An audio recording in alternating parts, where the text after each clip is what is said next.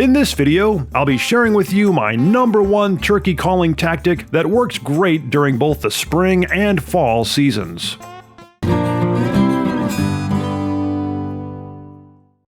After hunting wild turkey for well over 2 decades now, and thankfully filling my fair share of turkey tags with both a shotgun and bow and arrow, I've noticed that one of the most deadly turkey calls of all is rarely talked about in hunting articles or demonstrated in hunting videos or TV shows. The call that I'm talking about does not require any fancy gizmos or calling gadgets, and in fact, with a little practice, you don't need any kind of a calling device at all, except a stick. This simple yet incredibly effective call that I'm referring to is that of leaf scratching. That's right, the simple sound of rhythmically yet methodically scratching around in the leaves or brush on the forest floor, either in wet or dry conditions, can be the ace in the hole for bringing in the birds. Doing this scratching sound, which imitates turkeys looking for food and feeding, along with making some quiet, soft feeding calls, such as purrs, putts, and relaxed yelps, using either a diaphragm call or even just your natural voice, is indeed a major recipe for a successful turkey hunt. And again, it's extremely effective in both the fall and the spring seasons.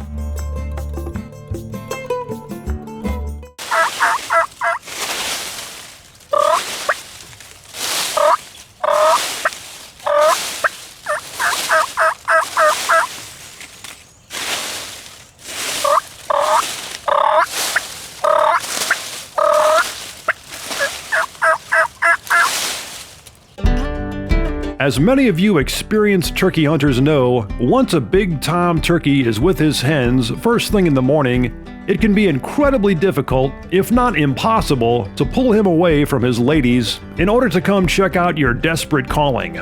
You can use decoys and all manner of turkey calling trickery to try to get a longbeard to come in close with little results, which can be very frustrating.